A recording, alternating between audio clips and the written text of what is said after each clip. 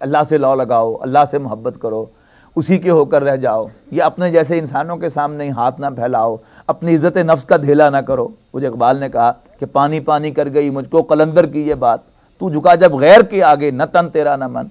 तो ये भी इंसान को ख्याल आता है कि ये इंसान मेरे जैसे हैं, ये तो खुद मोहताज हैं, मैं क्यों इनके सामने हाथ फैलाता हूँ। लेकिन उसके बाद जब भूख लगती है इंसान को शदीद, वो जो मैंने आपको उस फ़कीर का वाक़या सुनाया था, जब भूख लगती है तो फिर इंसान जब मजबूर होकर चल भी पड़ता है, इसलिए कि वो जो प्रिक है नीचे से भूख की वो बड़ी स्ट्रांग है। अच्छा, अब इन दोनों फोर्सेस को कुछ तक़वियत देने वाली फोर्सेस भी हैं। इंसान के कल्ब में जो रूहानी जज्बा है उसको तक़वियत पहुंचाने वाले बाहर भी हैं, अंदर भी हैं। बाहर उसको तक़वियत कौन पहुंचाता है? एक अच्छा मुआशरा, नेक लोग, दीनदार लोग, उनकी सोबत मुयस्सर आ जाएगी तो इंसान खुद ब खुद जो उसकी टेंडेंसी जो है वो नेकी की तरफ उसका मीलान जो है वो बढ़ जाएगा। इसके मुकाबले में अगर बुरी सोसाइटी मुयस्सर आएगी तो इंसान जो है बुराई की तरफ माइल हो जाएगा। सोबत बुरी होगी तो आदमी बुराई की तरफ चला जाएगा, सोबत अच्छी मिल जाएगी तो इंसान ना चाहते हुए भी बुराई की नेकी की तरफ माइल हो जाएगा। इसी तरीके से इंसान के कल्ब के अंदर भी ये दोनों फोर्सेस मौजूद हैं। अंदर से जो रूहानी इंसान की का जज्बा है उसको तक़वियत पहुंचाते हैं फरिश्ते। वो अल्लाह के बंदों के लिए इस्तिग़फ़ार करते हैं, कुरान मजीद में हम बार बार इसका जिक्र पढ़ेंगे। वो पीठ ठोंकते हैं कि अच्छा काम किया तो दिल में से जो मसरत इंसान को होती है वो फरिश्ते जो हैं वो शाबाश देते हैं कि हाँ शाबाश शाबाश, अच्छा किया तुमने, एनकरेजमेंट मिलती है। और उसके मुकाबले में जब इंसान बुराई करता है तो पहले तो शैतान जो है उसको मोटिवेट करते हैं, बुराई को और ज़्यादा वो भड़काते हैं, और साथ ही साथ जो है उसको शाबाश भी देते हैं कि हाँ खूब किया, बड़े मज़े से इंसान उसका तज़किरा करता है, खूब उसको एंजॉय करता है इंसान बुराई को। अब ये दूसरा जज्बा है। इन सब के ऊपर अल्लाह ताला ने खारिज में एक ताकत रखी है और वो ताकत है अंबिया और रसूल की ताकत। इसका कोई तोड़ नहीं है कि अल्लाह का पैगाम इंसान की जबान में, अब देखिए रूह का पैगाम भी अल्लाह का पैगाम है, उसकी फीलिंग बड़ी स्ट्रांग है, लेकिन रूह जो है उसका कलाम इंसानी जबान में नहीं है।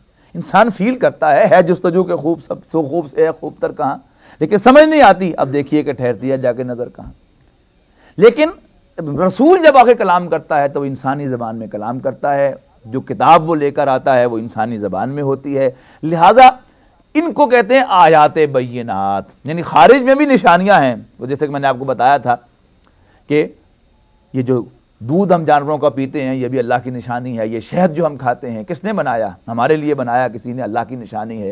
ये आसमान अल्लाह की निशानी, ये ज़मीन अल्लाह की निशानी, ये हवाएं अल्लाह की निशानी, ये बारिशें अल्लाह की निशानी, ये सब अल्लाह की निशानियां हैं। लेकिन ये निशानियां इंसानी ज़बान में कलाम नहीं करती। अंबिया और रसूल का पैगाम जो है वो इंसानी ज़बान में होता है, इसीलिए उनको आयात बय्यिनात कहते हैं। अब रसूलों के आ जाने के बाद अब इंसानों में से भी लोग हैं जो खैर की बात करते हैं, नसीहत की बात करते हैं, लेकिन everyone will be short of something. किसी में कुव्वत बयान होगी तो उसका अखलाक कमज़ोर होगा, अखलाक अच्छा होगा तो उसका इल्म जो है वो थोड़ा होगा, इल्म भी होगा अखलाक भी होगा, लेकिन रूहानियत जो है उसकी कमी आपको नजर आएगी उसके अंदर। यानी वो तमाम चीज़ें बैक वक्त किसी इंसान के अंदर कभी मौजूद नहीं हो सकती, या किसी खास पहलू से आपको महसूस होगा कि he is not up to the mark. लेकिन रसूल जब आता है, नबी जब आता है, एक तो उसका किरदार जो है वो अबव क्वेश्चन होता है, और दूसरा उसके पास जो रोशनी होती है, उसके पास जो इल्म होता है, उसके पास जो वही होती है इंसानी ज़बान के अंदर, वो जो है वो इत्माम हुज्जत कर देती है।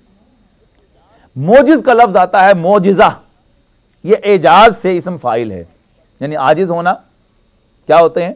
किसी को आजिज कर देना, मगलूब कर देना, कि बिल्कुल वो झुक जाए और गिर जाए। उसी से बाबे फ़ाल में एजाज, किसी को आजिज कर देना, और मोजिज़ा आजिज कर देने वाली शय।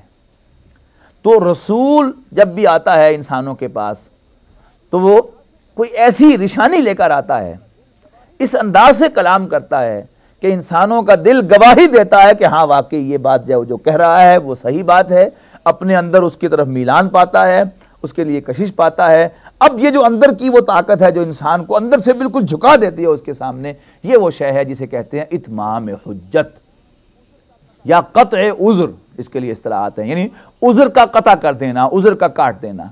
इतमाम हुज्जत